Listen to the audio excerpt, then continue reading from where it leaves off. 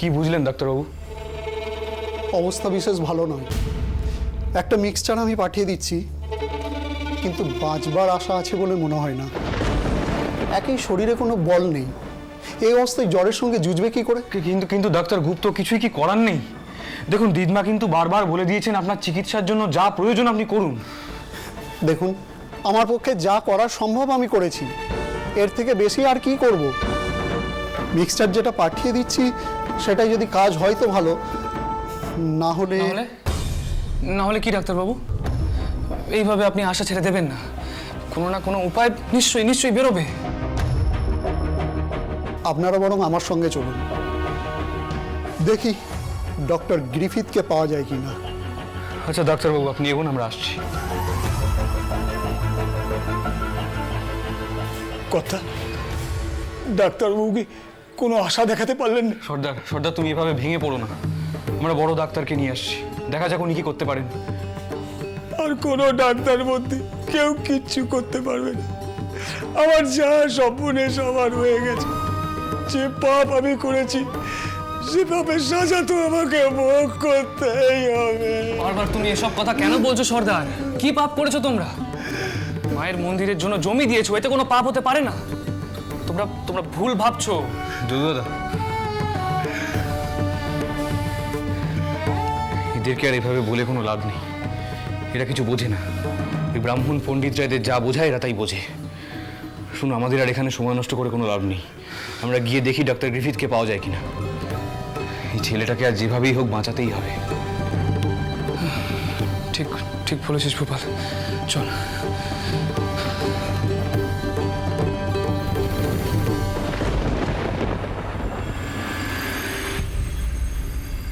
কি আশ্চর্য মল্লিক মশাই, এত বড় ঘটনা ঘটে গেল অথচ আপনি আমায় একখানা খবর দিলেন না। আর যে জমি বিক্রি হয়ে যায় সেই জমি তারা ফেরত চায় কি করে বলুন তো? না না না, এ আমাদের শত্রুপক্ষের কাজ। এই সামান্য ব্যাপারটা আপনি বুঝতে পারলেন না? আচ্ছা আচ্ছা, ওই সর্দারের ছেলেটি সে কেমন আছে? মেশোবাবু, অবস্থা ভালো নয়। ডাক্তার গুপ্ত সাহেব ডাক্তারের সাথে কথা বলছেন, আমরা যাচ্ছি তাকে আনতে। না না যদু, ওই ছেলেটির কিছু হতে দেওয়া যায় না। ছেলেটির যদি কিছু হয় তাহলে মন্দির তৈরি করা সম্ভবপর হবে না। ব্রাহ্মণেরা চারিদিকে অভিশাপের কথা রটনা করবেন। ওর যেন কিছু না হয়, ওকে বাঁচাতেই হবে যে করে হোক। তো তোমরা দাঁড়িয়ে থেকো না, তোমরা যাও, সময় নষ্ট করো না। দেখো দেখো দেখো মল্লিক মশাই, আপনি আসুন আমার সাথে। আগে আপনারা?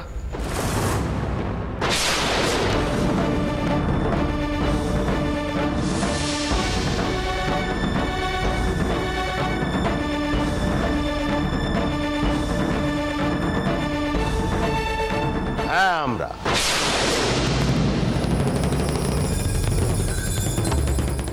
মথুরবাবু, রানীমাকে একটিবার এখানে উপস্থিত হতে বলুন, তার সাথে আমার খানিক কথা আছে। আপনি যা বলার আমাকে বলতে পারেন। মা বিশ্রাম করছেন, তার শরীর ভালো নেই। বিশ্রাম করছেন? চতুর্দিকে তার অনাচারের ফল ফলছে আর তিনি বিশ্রাম করছেন? হায় হায় হায়!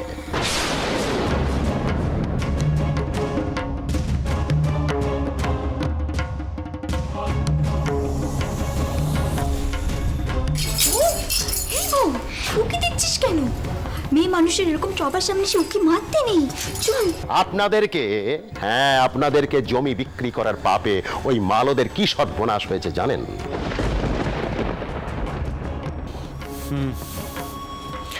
সবই শুনলাম। কি প্রত্যুত্তর? শুনলাম বটে।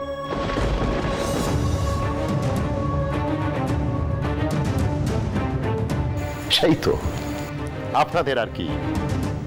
গরিব মানুষ, ছোট জাতের মানুষ, তারা মরছে মরুক, আপনারা ভালো থাকবেন, তাই না? আপনাদের কারবারের আরো উন্নতি হবে, কারবার আরো বড় হয়ে উঠবে।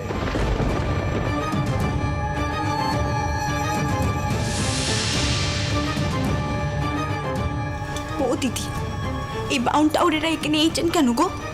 দেখো কেমন এমন কথা কাটাকাটি হচ্ছে বাবু মশাইয়ের সঙ্গে? দেখুন তর্কালঙ্কার মশাই, যাদের কাছ থেকে জমি নেওয়া হয়েছে তাদের ন্যায্য দামের বেশি দাম দেওয়া হয়েছে। আর শুধু তাই নয়, মা তাদের জন্য পুকুর কেটে দেওয়ার ব্যবস্থাও করছেন, এমনটাই ভেবেছেন। আপনারা দয়া করে তাদের মধ্যে শুধু কুচিন্তা ঢোকাবেন না। তাই জন্যই তারা ভাবছে পাপ হচ্ছে। কি আমরা কুচিন্তা ঢুকিয়েছি? আমরা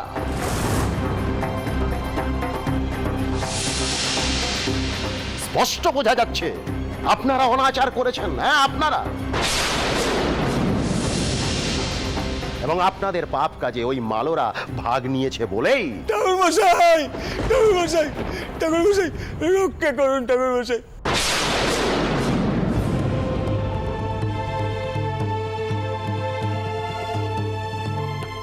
আমার ছেলেটাকে রক্ষা করুন, সে তো কোনো পাপ কাজ করেনি, আমি পাপ করেছি, আমি অপরাধী ঠাকুর মশাই, আমি অপরাধী।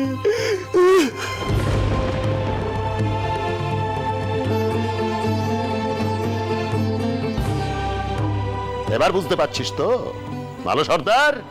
আমি অনেক সাবধান করেছিলাম তোদের, অনেক, কিন্তু তখন আমার কথা কানে তুলিসনি। এখন এই বাড়িতে পড়ে রয়েছিস, এদের দয়ার দান গ্রহণ করছিস।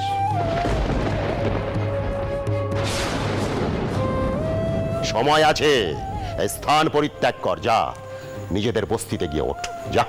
না তর্কালঙ্কার মশাই, যতক্ষণ না ওই ছেলে সুস্থ হচ্ছে ততক্ষণ ওরা কোথাও যাবে না।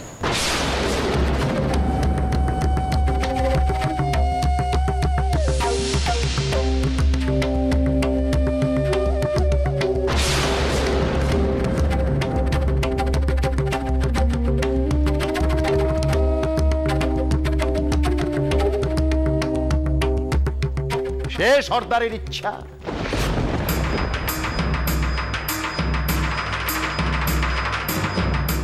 কিন্তু আমি বলছি যত তাড়াতাড়ি, যত শীঘ্রই এই পাপ স্থান ত্যাগ করবি ততই তোর মঙ্গল।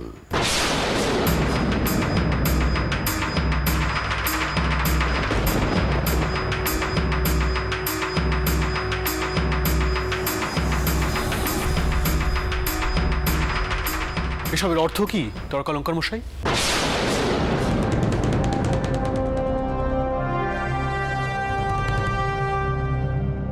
প্রথমে জমি দিতে আপনি সকলকে নিষেধ করলেন, এখন যখন অতি কষ্টে জমি পাওয়া গেছে তখন মন্দির নির্মাণ করতে কেন বাধা দিচ্ছেন? রানীমা, আমি আপনার জামাতার সাথে বাক্য বিনিময় করতে চাই না।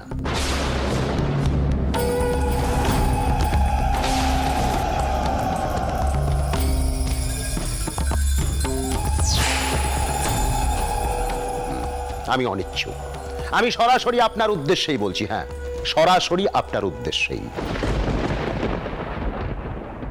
এখনো সময় আছে, পাপের প্রায়শ্চিত্ত করুন।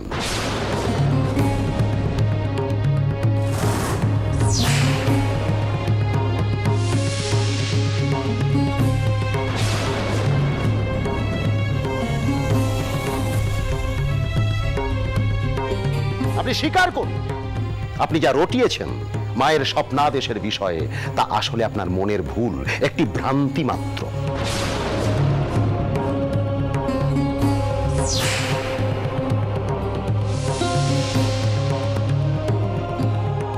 মা একজন পণ্ডিত ব্রাহ্মণকে স্বপ্নাদেশ না দিয়ে আপনার মতন একজন বিধবা নিচু জাতের মহিলাকে দেবালয় গড়ার স্বপ্নাদেশ কেন দেবেন বলতে পারেন? হাস্যকর নয় কি? ক্ষমা করবেন তর্কালঙ্কার মশাই।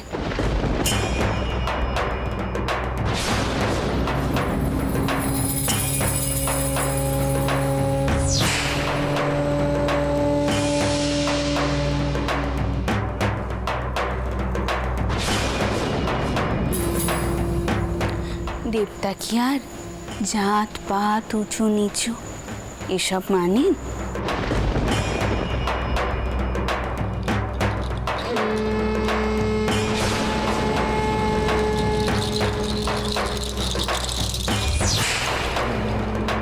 তাহলে কেন শুধু এই ছোট জাতের মানুষদের, এই নিচু জাতের মানুষদের, গরিব মানুষদের সর্বনাশ হচ্ছে বলতে পারেন?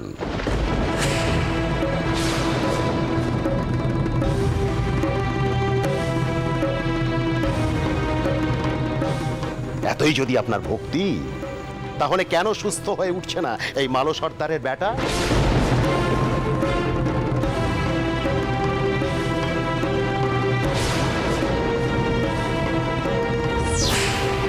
এক্ষেত্রে কি আপনার ভক্তির জোর দেখাতে পারছেন না?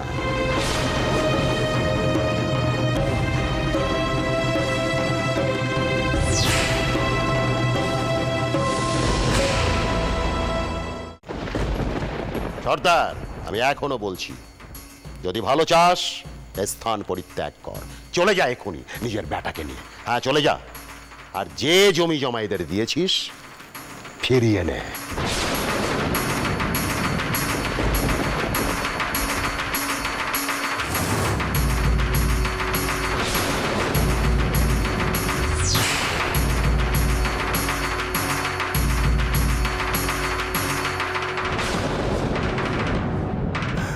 আপনি ঠিক করেছেন, আমরা কেউ এখানে থাকবো না।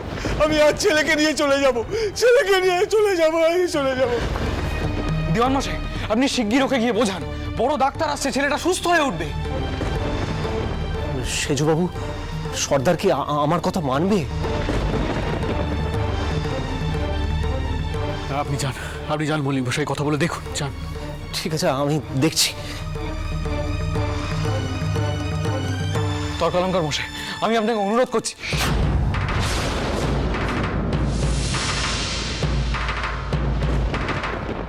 ও দিদি, ওনারা কি ওনাদের ব্যাটাকে নিয়ে চলে যাবে গো? ওকে নিয়ে তো ওর ঠিক মতন চিকিৎসাটুকু হবে না। তুমি দেখো, ও বোধহয় আর বাঁচবে না। তুই চিন্তা করিস না বউ, দিদমা তো আছেন, দিদমা ঠিক একটা ব্যবস্থা করে দেবে, তুই দেখিস। আমি যদি সৎ ব্রাহ্মণ হই, তাহলে এই বাড়ির ছাদের তলে দাঁড়িয়ে আমি বলে যাচ্ছি, রানীমা, আপনার স্বপ্নাদেশ যে একটি মতিভ্রম মাত্র তা প্রমাণ হবেই।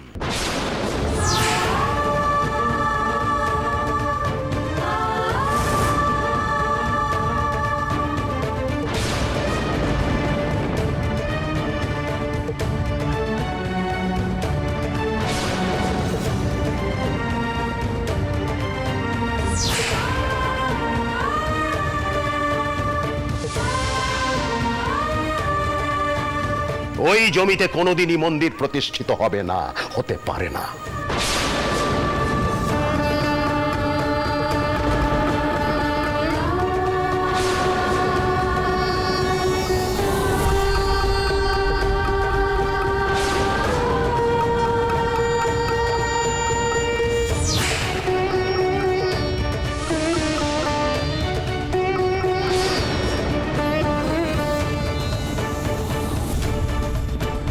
না, আপনি শুধু একজন অযোগ্য হিসেবে ওই মন্দির প্রতিষ্ঠা করতে যাচ্ছেন বলেই নয়, যে জমিতে মন্দির প্রতিষ্ঠিত হতে যাচ্ছে সেই জমিতে অন্য ধর্মের সাধনা হয়েছে, যা আমাদের পক্ষে অধর্ম।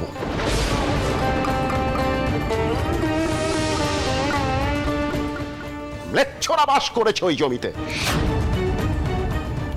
সেখানে মা অধিষ্ঠান করতে পারেন না। সেই অনাচারেরই ফল ফলছে চতুর্দিকে।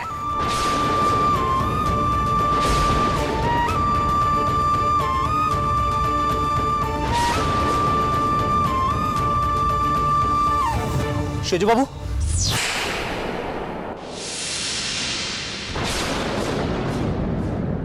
রানীমা, ওই মালো সর্দার আমার কোনো কথাই শুনল না। সে তার ছেলে আর দলবল নিয়ে এখনই এখান থেকে বেরিয়ে গেল। মা দেখো, অনেক হয়েছে, এবার তুমি কান্ত হও। তুমি কেন ভাউনদের কথা শোনো না? কও দেখি, এবার যদি একটা সর্বনাশ ঘটে তাহলে তার দায় কে নেবে? বাড়িতে ছেলে পুলেরা আছে, বউরা এসেছে, জামাইরা আছে, তোমার কি কারোর জন্য একটুকু চিন্তা হয় না?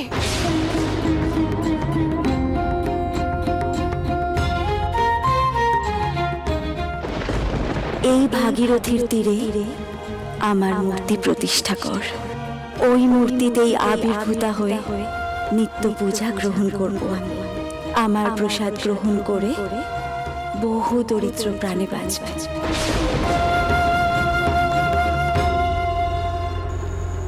তর্কা লঙ্কা মশাই, আমি যদি সত্যি মায়ের স্বপন পেয়ে থাকি, সত্যি যদি মা আমাকে আদেশ করে থাকেন তেনার মন্দির প্রতিষ্ঠা করার জন্য, তাহলে এই রাসমণি দাসী আর সকলের সম্মুখে কয়েছে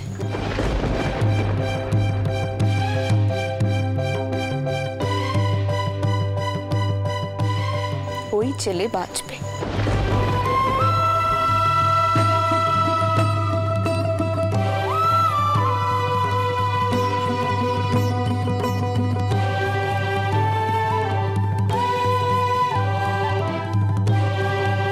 রাসমণি দাসী সকলের সম্মুখে কয়েছে ওই ছেলে বাঁচবে। মালরাও বুঝবে সব জমিতেই মায়ের মন্দির প্রতিষ্ঠা করা সম্ভব।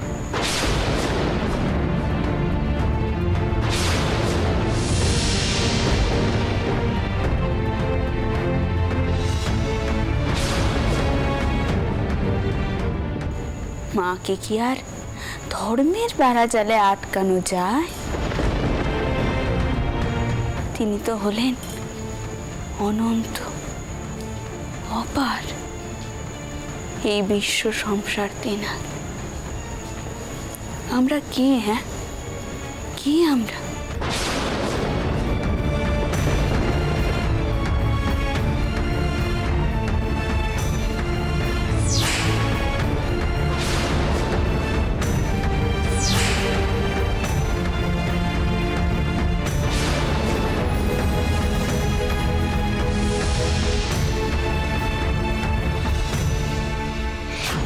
আমরা তো চলি কেবল তিনারই সেরেতে, আর যা হচ্ছে সব কিছু মায়ের ইচ্ছেতেই হচ্ছে।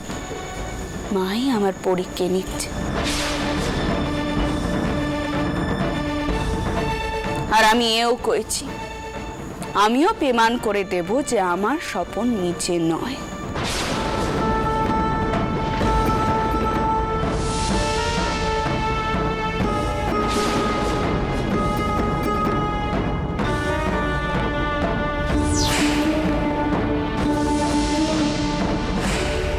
বেশ,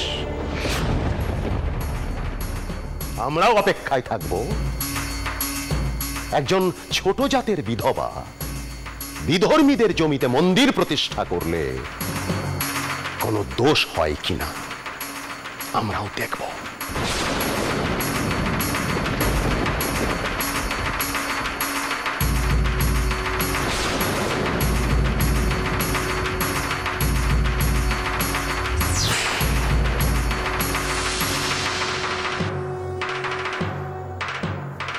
এই চলে এসো সবাই।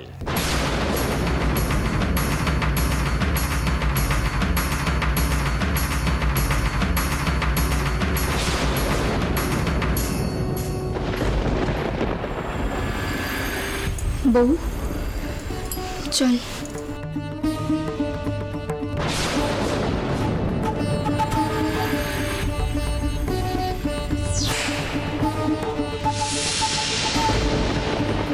মা দাঁড়ান, মা দাঁড়ান। আপনারও কি বোধ বুদ্ধি সব লোপ পেয়েছে মা? ওই ব্রাহ্মণদের কথা কেন তো অস্থির হচ্ছেন আপনি? মধু, আজ আমি মায়ের সম্মুখে একা যাব। মায়ের এই ভক্তর সাথে মা আজ একা কথা কইবে। মায়ের কাছে আমি প্রশ্ন করব, মা কেন ওই বাচ্চাটাকে উদ্ধার করলে? তার কি দোষ? তবে কি আমার জন্য সে এত অসুস্থ হলো? আমাকে তো জানতে হবে আমাকে। আর শোনো, আজ কেউ তোমরা আমার সাথে যাবেন, আর কেউ যদি যাও তাহলে কিন্তু একখানা অঘটন ঘটে যাবে, এ আমি কয়ে দিল। দিদিমা, মেশোবাবু, এখন কি হবে? কারোর যাওয়ার প্রয়োজন নেই, আমরা পরে যাব। বড়দিদি, আপনি অন্তরে যান, তোমরাও যাও, আমি দেখছি কি করা যায়। মার সবেতেই এক জেদ, এত রেতে কোথায় যাবেন বলুন তো মানুষটা? মাসিমণি মাসিমণি তুমি ভেতরে চলো, দিদমা বেশি দূর যেতে পারবে না, আর আমরা সবাই তো যাবো একটু পরে। তুমি তুমি ভেতরে চলো মাসিমণি, চল ভোপাল।